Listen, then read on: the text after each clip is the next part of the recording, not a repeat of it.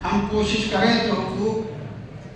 بندوں کے بھی ادا ہوتے چلے جائیں اور اللہ کے بھی ادا ہوتے چلے جائیں،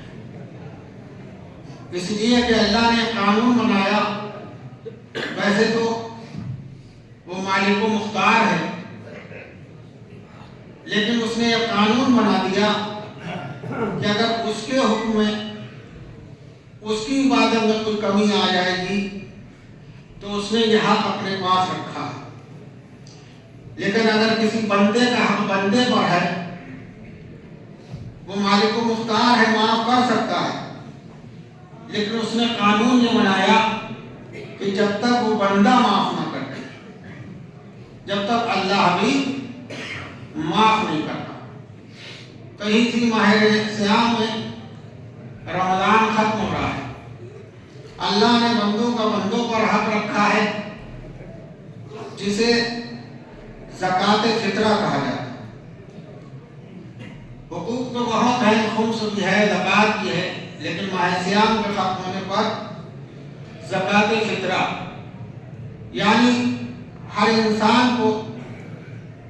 3 کلو غلہ ہر انسان کے بدلے نکالنا ہے، اور اپنے بھائی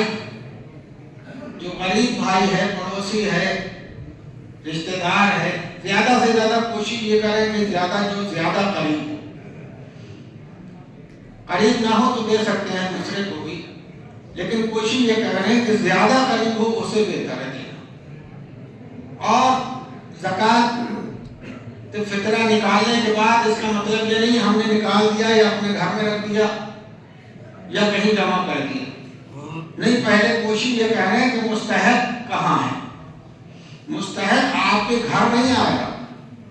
اللہ نے کہا مستحق کو ڈھونڈو اور اس کے گھر جا کے دو۔ اور دینے کا مطلب یہ نہیں ہے کہ ہم شور مچا کے دیں، ہم بتا کے دیں ہم اسے دے کے آ رہے ہیں یا وہاں جا رہا ہے، نہیں، وہ ستار العیوب ہے، عیبوں پر پردہ ڈالنے والا، وہ کبھی بھی یہ برداشت نہیں کرے گا کہ اس طرح ہو کہ کسی کی ذلت ہو جائے، نہیں، عزت و احترام باقی رہے اور مستحق تک اس کا حق پہنچ جائے۔ یہ ہمارے سب کا فریضہ ہے کہ زکوٰۃ فطرہ نکالیں اور نکالنے کے بعد مستحق تک پہنچا دیں، اور یہ زکوٰۃ فطرہ عید کا چاند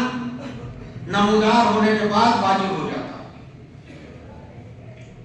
کس کس پر واجب ہے؟ سب پر واجب ہے۔ گھر میں جتنے فرد ہیں، اگر شب عید کوئی بچہ پیدا ہو گیا ہے اس کا بھی فطرہ واجب ہے۔ اگر آپ کے گھر کوئی مہمان آ گیا ہے، مہمان کو نہیں جو 1 گھنٹے کے لیے آیا چلا جائے، نہیں، جو مہمان آئے اور آپ کے اپنے جیسے مہمان کہا جائے، چاہے کتنا ہی اپنے گھر سے کروڑپتی کیوں نہ ہو، اگر آپ کے گھر آ گیا ہے تو فطرہ اس کا آپ پر واجب ہے۔ تو ہر انسان 3 کلو غلہ دے، اور کون سا غلہ؟ جو وہ کھاتا ہے، جو کھا رہا ہے وہ دے۔ ایسا نہیں ہے کہ کھا کچھ رہے ہیں دے کچھ رہے ہیں، نہیں، جو آپ کھا رہے ہیں وہ غلہ دیا جائے، اور 3 کلو غلہ دینے کے بعد مستحق تک پہنچ جائے، تاکہ غریبوں کو اپنی غربت کا احساس نہ ہونے پائے۔ اس لیے کہ یہ مہینہ وہ مہینہ ہے جس میں اللہ اپنے بندوں کو یکساں دیکھنا چاہتا ہے۔ جب معصوم سے پوچھا کہ مولا